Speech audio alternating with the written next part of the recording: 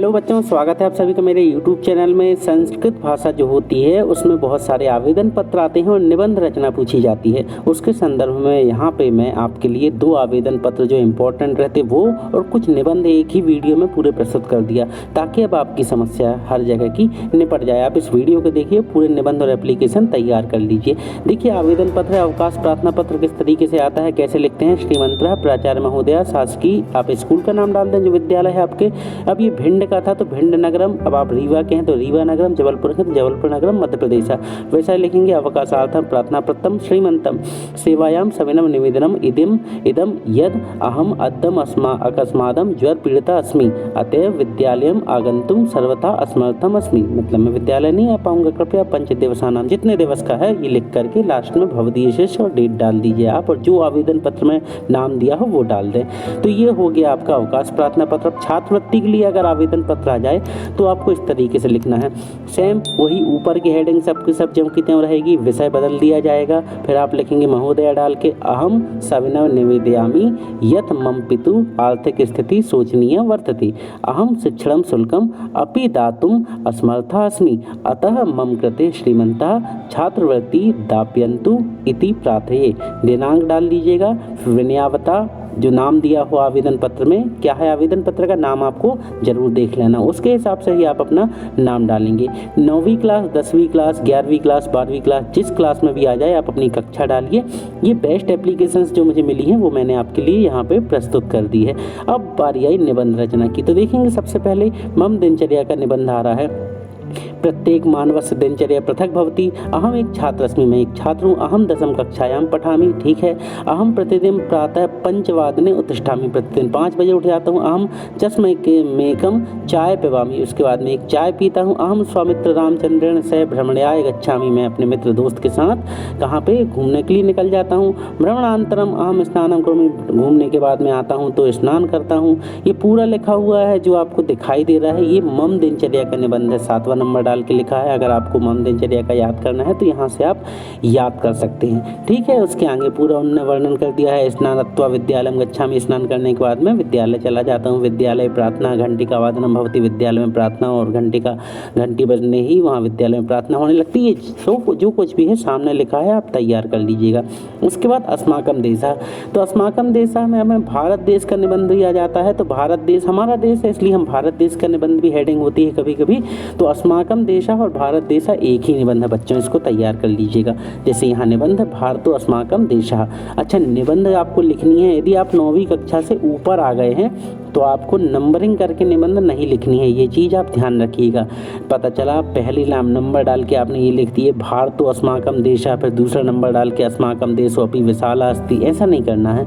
अगर आप कक्षा 9वीं से हायर क्लास में हैं आप, तो बच्चों आप लोगों को निबंध इसी प्रकार से पैराग्राफ के हिसाब से जमा करके लिखने हैं। इस बात का आप विशेष ध्यान रखेंगे, ठीक है। अस्माकम देशा में आपको एक चीज़ और याद रखनी, जो लास्ट में देखेंगे सबसे नीचे लिखी है कथितमस्ति जन्नी जन्नी भूमि सच स्वर्गादपि करियसी।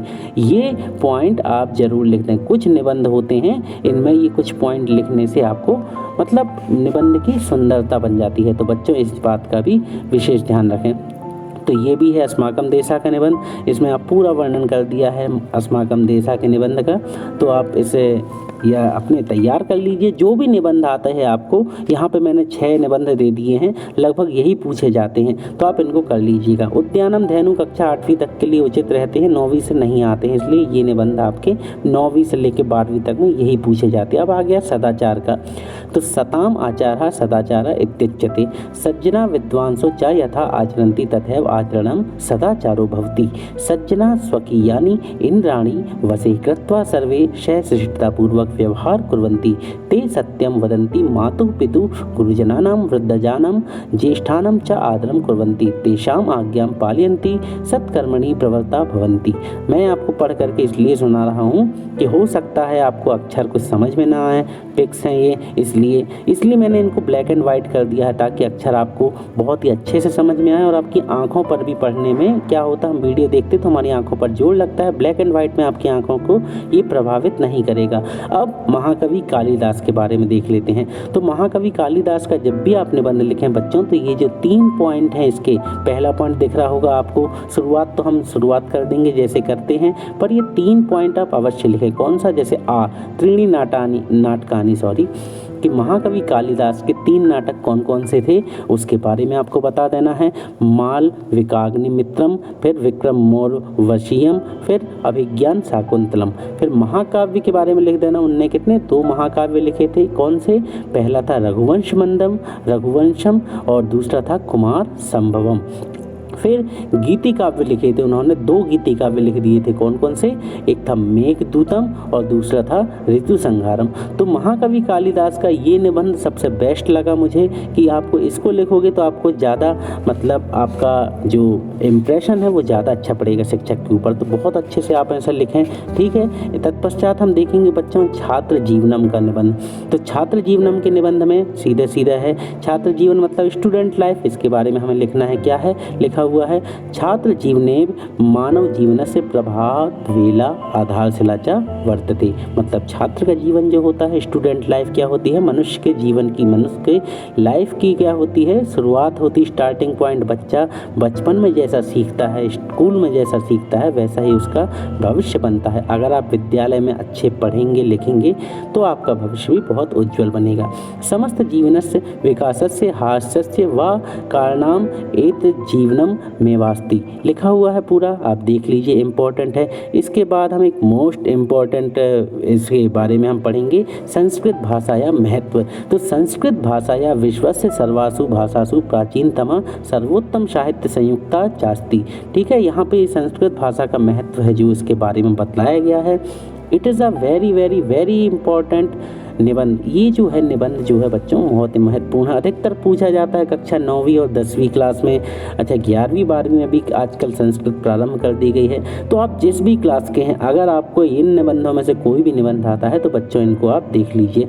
फिर से मैं बता दूं कि आपको पैराग्राफ में ही लिखने हैं। कभी भी अभी कुछ बच्चे क्या है 8th क्लास स्टैंडर्ड का रूल्स फॉलो करते हैं और नंबरिंग करके निबंध लिखते हैं। अगर आप कक्षा 9वीं में आ चुके हैं, यदि आप 9th में हैं तो 9th के बाद हमेशा आपको पैराग्राफ में ही ये निबंधों को लिखना है। तो ये हो गया हमारा संस्कृत भाषा या महत्व का निबंध। बच्चों पूरा निबंध में पढ़ के बताता तो वीडियो ज़्यादा लंबा हो जाता, आप स्क्रीनशॉट ले लीजिए और इसको तैयार कर लीजिएगा। इसके बाद आया हमारा लास्ट अनुशासनम। बच्चों वीडियो पसंद आया हो तो चैनल को लाइक कीजिए और अगर अभी तक आपने हमारे चैनल को सब्सक्राइब नहीं किया तो सब्सक्राइब अवश्य कर लें। अनुशासनम का निबंध है यहाँ पे, ये भी छोटा सा है, शॉर्ट एंड स्वीट, बहुत अच्छा निबंध है। तो ये सारे निबंध यहाँ पे हमने आपके लिए प्रस्तुत कर दिए एक ही वीडियो में। अगर आपके पास कहीं से भी निबंध की जानकारी नहीं मिलती तो आप ये निबंध लिख सकते हैं।